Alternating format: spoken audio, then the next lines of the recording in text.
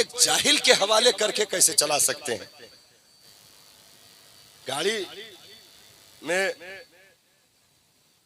5 मुसाफिर हुए, ड्राइवर लेकर के, या 7 हुए या 10 हुए, स्टीयरिंग का मकाम उसी को दिया जाता है जिसे इल्म हो। स्टीयरिंग का मकाम उसी को दिया जाता है जिसे इल्म हो।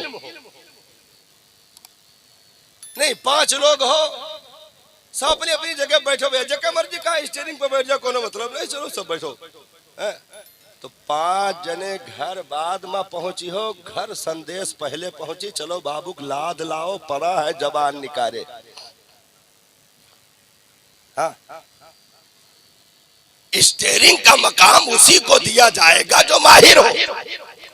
कि आप चाहे जिसको स्टीयरिंग थमा दोगे, नहीं साहब। अरे 150, 200, यहाँ तक कि 400 यात्री फ्लाइट में बैठते हैं, लेकिन स्टीयरिंग का मकाम उसी को दिया जाता है जिस पर हजारों लोगों ने पासिंग का सिग्नेचर दे दिया हो कि अब ये पायलट बनने के काबिल है, अब ये फिजाओं में तैर करके भी जिंदा एयरपोर्ट पर ला करके सलामती के साथ लैंड करवा सकता है, तो उसी को आगे का मकाम दिया जाता है। तुमने कैसे समझ लिया कि अंगूठा टेक जाहिल अरे गहरे कोई भी दीन में घुसेंगे कबूल कर लिया जाएगा? नाना, अपने बच्चों को दीन की रोशनी अता करो, इंशाअल्लाह ये हमेशा आगे का मकाम देता रहेगा कि हजारों पीछे इस इमाम के कह के खड़े होंगे और दीन उसे मुसल्ले इमामत पर खड़ा कर रहा होगा। और जोर से बोल दो सुभान अल्लाह। देखो हम कहो पढ़े ना कि जोर से सुभान अल्लाह कहे से निकाह ना टूटत है। हाँ तो है, सही है, ना टूटत है, बोल सको तो कोनो दिक्कत ना है, और जके नायब हो तो उनको तो बिल्कुल ना टूट सकत है। तो ये एजाज है, एक हाफिज कुरान का ये एजाज है कि हम दुनिया अगर किताब छपने पर पाबंदी लगा दे, कुतुब खानों को भी आग लगा दे, हमारी कौम के ये जियाले नन्हे बच्चे उठ करके खड़े होंगे और कहेंगे इधर आओ प्यारे हुनर आजमाए, तो तीर आजमा हम जिगर आजमाए।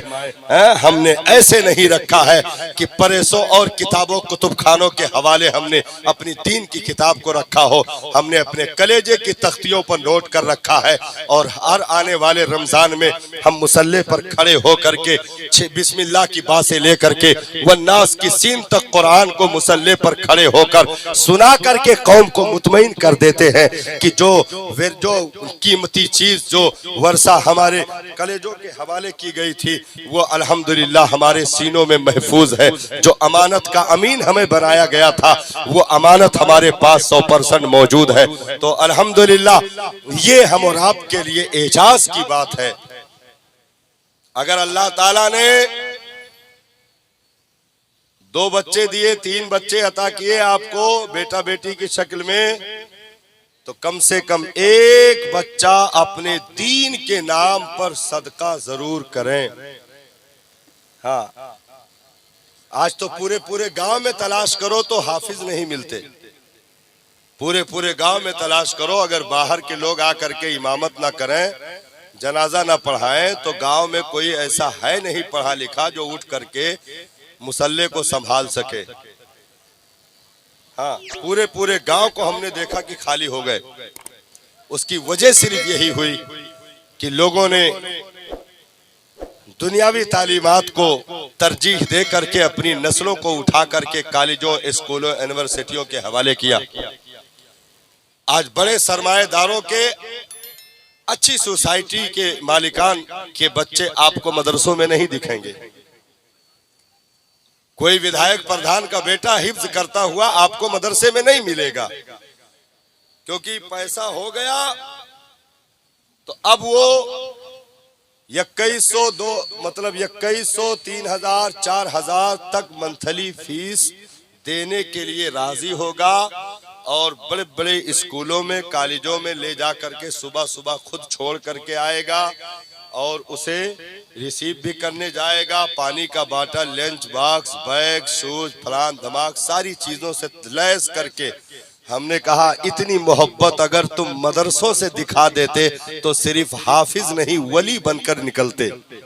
हाँ, अगर कौम इतनी मोहब्बत अपने इदारों से, अपने मदरसों से दिखा देती, जितनी मोहब्बत आप सुबह सुबह देखते होंगे स्कूल कॉलेज छोड़ने वालों के रुझानात कैसे होते हैं। ऊ अम्मा जो जिंदगी में फजर की नमाज ना पढ़ी, वो अगर 7 बजे स्कूल है तो 5 बजे अम्मा उठ के पराठा बनाए रही हैं। भले अभी मंजन नहीं की, नहीं पराठा बन रहा है, सब्जी बन रही है, और लड़के का जो है ड्रेस प्रेस किया जा रहा है, और जूते में पॉलिश मारी जा रही है, ओजा मोजा सब तैयार हो रहा है। उठ करके तैयार कर दिया। बाप जो अभी ऑफिस 10 बजे जाता है, लेकिन 7 बजे स्कूल बच्चे का है, तो उसको जो है 6:45 बजे ही छोड़ना है, तो बाप लोवर चड्ढा पहन करके ही मोटरसाइकिल टंकी पर लड़के को बिठा कर ले but but but but but but पहुंच गया वहां स्कूल गेट पर ले जा करके छोड़ा। 11 बजे छूटेगा, 11:15 बजे बाप वहां पहुंचा हुआ है, रिसीव करके ला रहा है टाइम पर। यानी अगर 10 तारीख को फीस डे है, उससे पहले फीस जमा होना जरूरी है। जरा भी ताखीर ना होने पाए, नहीं तो लेट फीस चार्ज लग जाएंगे। तो हम टाइम टू टाइम 4-4 हजार 5-5 हजार जमा करते रहे, टाइम पर छोड़ते रहे, टाइम पर रिसीव करते रहे। और उसके बाद सिर्फ फीस का मामला नहीं है, बिल्डिंग का मेंटेनेंस अलग चार्ज हो रहा है, कॉपी किताब का अलग चार्ज किया जा रहा है, कंप्यूटर का अलग चार्ज किया जा रहा है, तिमाही इम्तिहान का अलग है, छमाही का अलग है, सालाना का अलग है। ये सारी चीजें चार्ज की जा रही है, हम खुशी से देते जा रहे हैं। यहाँ तक हमने देखा डांस का मतलब नाच का चार्ज अलग किया जा रहा है। क्या है आज बच्चे को तैयार, हमने पूछा, कहा बहुत तैयारी चल रही है, ये डंडा वंडा काहे ला छोटा छोटा, तो कहा वो असल में बड़ा सा जो है स्कूल में डांस जो है फंक्शन रखा गया है डांस का, तो सब बच्चे जा रहे हैं। उसमें स्कूल वालों ने कहा है कि आपके बच्चे को भी रहना जरूरी है, और उसका डांस का उन्होंने 600 रुपया खाली लिया है। हमने कहा तुम ही से 600 रुपया लिया, तेरे ही बेटे को सबके सामने नचा करके बेगैरत किया। लड़के तो लड़के, बड़ी बड़ी लड़कियों को नचा नचा करके बेगैरत कर दिया, सर की चादर छीन ली, घुटने खोल वाले जो है स्कर्ट और वो फराक पहना करके यहाँ तक पूरा बदन दिख रहा, यहाँ तक कंधे तक पूरा बदन दिख रहा, रुपट्टा खींच लिया, और तमाम कॉलेजेस के 150 लौंडों के सामने तुम्हारी बेटी को नचाया, तुमसे 600 रुपया भी लिया, नचाया भी, तुम उसके बाद भी मुस्कुरा करके वहां खड़े हो करके नाजायज औलादों की तरह तालियां मार रहे हो। मजा आ गया है, स्कूल बढ़िया है, हाँ स्कूल बढ़िया है। हमने कहा ऐसे ऐसे आहिस्ता आहिस्ता बदन से रूहे मोहम्मदी को निकाल दिया गया, हमें खबर नहीं हुई। हमें से पैसा लेकर के जो कॉलेज स्कूल अभी 1 साल हुआ उनकी बुनियाद रखे हुए, हमने देखा ऑफिस में एसी भी लग गई, कारपेट भी बिछ गए, और महंगी टाइलें भी लग गई, वैन्स भी आ गए, बसें भी आ गई, अच्छी सैलरी सबकी है। हमने कहा ये सब खर्चा कहाँ से पूरा हो रहा? लगता है रमजान में तुम ज़कात की रसीद काटने जाते होगे, फितरा वसूलने जाते होगे। कहा ये सब करने की जरूरत नहीं है, किसी के घर हम जा करके 1 रुपया की भीख नहीं मांगते हैं, बल्कि हम खुद अपने यहाँ महंगी कुर्सी पर ऑफिस में बैठे रहते हैं, एसी चल रही होती है, लोग आकर हाथ जोड़ करके 4000 दे के जाते हैं, हाथ जोड़ करके सर मेरा जो है वो फीस ये भर दीजिए, वो कबूल कर लीजिए, हाथ जोड़ जोड़ करके। मैं ऑफिस में तना बैठा रहता हूँ एसी में, पंखे में। वो तुम्हारे मौलवियों की तरह नहीं मामला है कि यहाँ से लेकर के बंबई, पूना, गुजरात तक गली गली जाकर रमजान के महीने में रोजा रख करके कुर्ता पैजामा दाढ़ी टोपी के साथ दरवाजे पर खड़े होकर कुंडी खटखटाए और निकल कर वो जलील कहे कि अभी मुलाकात नहीं होगी, परसों आना दौड़ाना और वो मौलवी वापस चला जाए। 3 दिन दौड़ाने के बाद कहे क्या बताएं, तुम तो एकदम जाने के लाले पड़ गए, एकदम अटक गए हो, लिख लो 21 रुपया है, आदतें खराब है, 21 रुपया लिखो। 21 लिखा दिया, 51 लिखा दिया। कहा वो तुम्हारे मौलवियों का मामला है जो जलील हो करके घर घर कुंडी खटखटा कर 21 51 वसूलते हैं, उसके बाद भी तुम उन्हें ताना देते हो चंदा खा लिया, हरामखोर है, चंदा खोर है, ये जलील है, मदरसे का पैसा मार लिया। वो तुम्हारी जिल्लतें हैं, तुम्हारे मामलात है। हमारे यहाँ कोई भी चंदा चोरी का मामला नहीं है। हमारे यहाँ लोग आते हैं, खुद हाथ जोड़कर दे के जाते हैं। 1 साल में हमने सारे रूम में एसी भी लगवाई, महंगी कुर्सियां भी रखवाई, महंगे टेबल भी रखवाए, कंप्यूटर लैब भी बनवाया, सारी चीजें मौजूद हैं। मदरसों का तुम्हारे हाल देख लो, टूटे दरवाजे हैं, बगैर कुंडी के बाथरूम का दरवाजा है, बल्ब टूटे हुए हैं, रात जो है आंखें चमका करके रात को अलग डराता है, और फिर पानी की तरह सिर्फ नमक और हल्दी डालकर उसको दाल कहा गया। ये खस्ता हाली, ये जो है गंदेपन, और उसके बाद गली गली 10-10 20-20 रुपया वसूल करके मदरसा चला करके हाफिज बनाना, मौलवी बनाना। इसलिए बड़े लोगों ने, समझदार लोगों ने अपने बच्चों को उठाना शुरू कर दिया। हम ऐसे गंदे माहौल में नहीं पाल सकते हैं, न वहाँ कोई पार्क का इंतजाम है, न वहाँ बच्चों के दिल बहलाने का कोई इंतजाम है, न साफ सुथरे पानी का इंतजाम है। एसी तो छोड़ो, कूलर बहुत जमाना हो गया, जब पैदा हुआ था तभी उसमें पानी डाला गया था, उसके बाद से मोटर जल गया। खजांची ने कहा है फालतू गिरी ना करो, ये खर्चा उर्चा उठाने की जरूरत नहीं है, ऐसे पीछे का पल्ला निकालो, कूलर चलाओ, बढ़िया साफ हवा लो।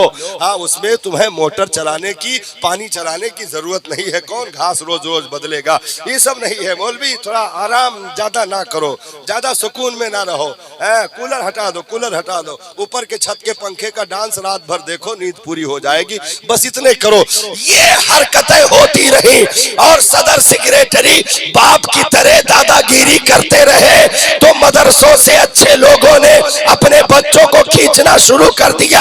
हमने कहा ये दोहरा पॉलिसी अगर कौम की बाकी रही तो कल को ढूंढोगे चिराग लेकर के, कोई जनाजा पढ़ाने वाला नहीं मिलेगा, कोई नमाज पढ़ाने वाला नहीं मिलेगा। इसलिए वक्त है उलमा की कदर कर लो, अपने लोगों की कदर कर लो, और जिस गांव के जिम्मेदारी पर जो मदरसा आता हो उस पर अपनी जायज अच्छी रकमें खर्च करके उसे वीआईपी क्वालिटी में तब्दील करो। कंप्यूटर का इंतजाम तुम भी मदरसे में करो, इंग्लिश का इंतजाम तुम भी मदरसे में करो, दुनियावी तालीम का इंतजाम तुम भी करो, अच्छी तनख्वाहें दो ताकि अंगूठा टेक कोई मौलवी ना आने पाए। मुफ्ती ओहदे का आलिम रखो, अच्छे पढ़े लिखे हाफिजे कुरान और कारी को रखो, अच्छी आवाज के मालिकान रखो, ताकि कोई हिफ्ज करके निकले या आलिम बन के निकले तो दुनिया के सामने 100 रुपए ट्यूशन के लिए हाथ ना जोड़े,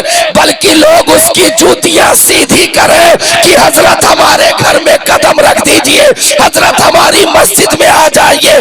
जब हुनर होगा तो दुनिया दौड़ करके सलाम करेगी, हुनर नहीं होगा तो साइकिल लेकर गली गली ट्यूशन पढ़ाना पड़ेगा। और ये काम जब होगा जब मदरसों की तरफ तवज्जो कौम की होगी, जब आप रूम को खर्च करके अपने तमाम तर चीजों को आप मदरसों में लगाएंगे।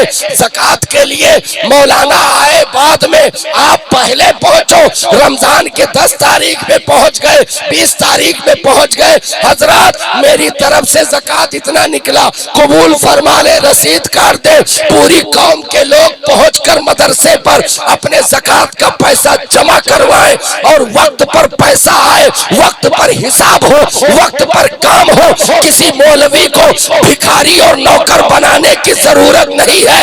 ये दर्द दिल जिस दिन पैदा करोगे रब के फैजान बस्तियों पर नाजिल होंगे और इंशाअल्लाह घर घर हाफिजे कुरान होंगे, घर घर आलिम दीन होंगे और एक ऐसा जज्बा था, क्योंकि जब इन दीनी रहनुमाओं के साथ दीन का काम पूरी तैयारी के साथ चलता है तो फिर नस्लें भी खुशबूदार होती है, बस्ती भी खुशबूदार होती है। जिस कब्रिस्तान के बगल से कोई आलिम गुजर जाए 40-40 रोज के लिए उसकी तुर्बतों के अजाब को उठा लिया जाता है।